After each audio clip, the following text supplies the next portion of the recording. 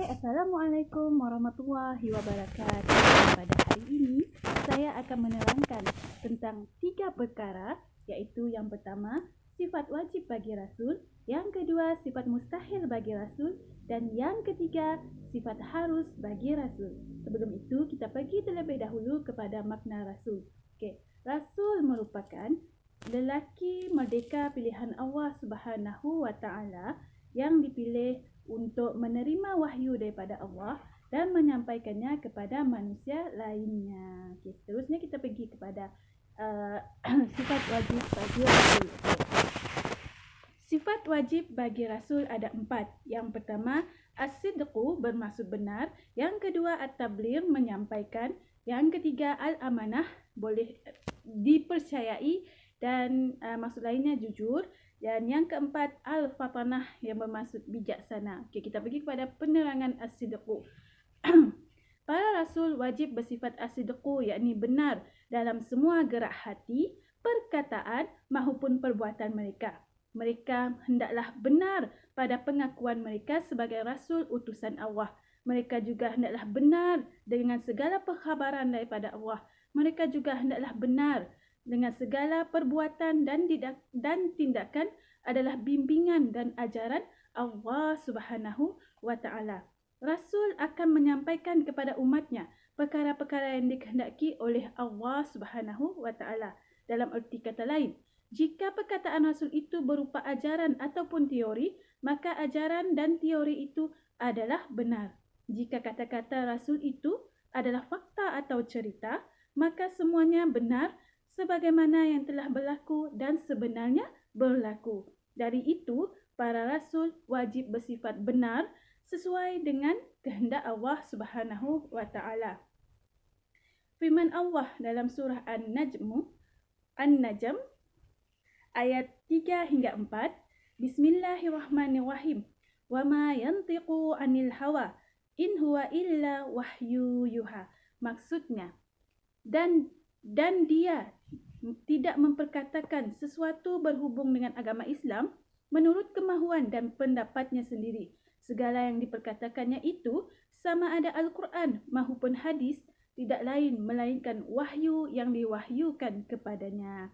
Dari sudut dalil akli, bukti yang dapat diterima akal pula, Rasul adalah utusan Allah, maka apa yang diucapkannya adalah sumber dan arahan daripada Allah tanpa ditokok tambah dengan pendapat Rasul itu sendiri. Selanjutnya, sifat at-tabligh, yakni menyampaikan. Para Rasul wajib bersifat menyampaikan apa-apa yang diterima daripada Allah kepada umatnya. Tugas utama Rasul ialah menyampaikan syariat, perintah dan larangan Allah Subhanahu wa Ta'ala. Keyakinan itulah yang menguatkan semangat juang mereka menghadapi segala rintangan, halangan dan cabaran serta tentangan kaum mereka sendiri untuk menyampaikan syariat Allah. Disebutkan dalam surah Al-Ma'idah ayat 99. Bismillahirrahmanirrahim. Ma 'alal rasuli illal balagh wallahu ya'lamu ma tubduna wa ma taktumun.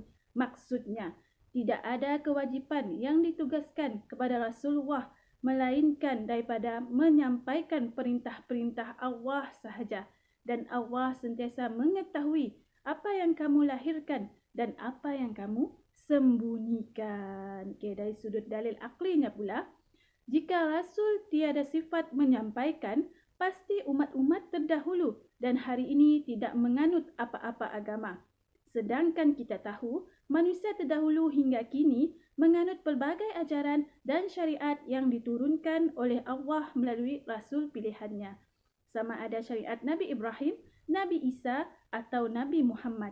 Syariat yang dibawa oleh Rasulullah, iaitu Islam, memansuhkan syariat yang disampaikan oleh Nabi-Nabi sebelum Rasulullah. Selanjutnya, sifat al-amanah, yakni jujur ataupun kepercayaan. Para Rasul wajib jujur dalam semua tindakan mereka. Rasul terpelihara daripada melakukan kesalahan dan dosa baik zahir maupun batin. Rasul tidak akan melakukan penyelewengan terhadap apa yang dianugerahkan dan diberikan kepada mereka, iaitu kerasulan, wahyu dan ajaran-ajaran Allah dan segala sifat baik dan bijaksana. Rasul tidak pernah menyalahgunakan semua kelebihan yang diberi, malah menggunakannya dan melakukannya mengikut apa yang dikehendaki dan diperintahkan oleh Allah. Perintah Allah ialah supaya menyampaikan syariat dengan tidak mengurangkan atau menambahkan sedikit pun apa yang diperintahkan oleh Allah Subhanahu wa taala. Okey. Allah Subhanahu wa taala berfirman di dalam surah Asy-Syu'ara ayat 107. Bismillahirrahmanirrahim. Inni lakum rasulun amin. Maksudnya, sesungguhnya aku ini ialah rasul yang amanah yang diutuskan oleh Allah kepada kamu. Okey. Dalil akli sifat amanah. Rasul tidak mungkin melakukan penyelewengan ataupun pengkhianatan kerana apa-apa yang diterima daripada Allah seperti wahyu tidak pernah ada di dalam pengetahuan mereka sebelum ini. Kandungan wahyu hanya diketahui dan difahami setelah diterima secara beransur-ansur sehingga sempurna sesebuah syariat. Ada juga wahyu yang diturunkan itu untuk memansuhkan wahyu sebelumnya. Jadi, jika Rasul itu melakukan penyelewengan, tentu beliau akan terperangkap dan tidak dapat menjawab serta mempertahankan apa yang disampaikan oleh mereka. Okey. Sifat wajib seterusnya adalah al-fatanah, yakni bijaksana. Rasul hendaklah bijaksana dalam memberi keterangan dan berhujah bagi menegakkan kebenaran dan mematahkan hujah pihak lawan. Rasul juga mestilah cepat memahami apa-apa yang disoal dan ditanya oleh umatnya. Rasul juga perlu bijaksana dalam mencari jalan maupun strategi untuk menghadapi tentangan, cabaran serta tegas dalam pegangan mereka. Okey. Dalam surah Al-An'am ayat 83, Allah Subhanahu wa taala berfirman, Bismillahirrahmanirrahim. Wa tilka hujjatuna atainaha Ibrahim ala qaumih. Maksudnya, dan itulah hujah kami yang kami berikan kepada Ibrahim untuk mengalahkan kaumnya. Okey, dalil akli bagi sifat al-fatanah ini pula adalah Rasul perlu bijaksana dalam menyebarkan syariat Allah dengan memikirkan jalan, cara ataupun idea yang bernas supaya tugas berdakwah menjadi mudah dan lancar. Sirah Rasul terdahulu juga telah membuktikan tanpa akal yang bijaksana, dakwah mereka pasti tidak akan berjaya. Okey. Kita pergi kepada bahagian sifat yang kedua, iaitu sifat mustahil bagi Rasul. Okey. Sifat mustahil bagi Rasul juga ada 4.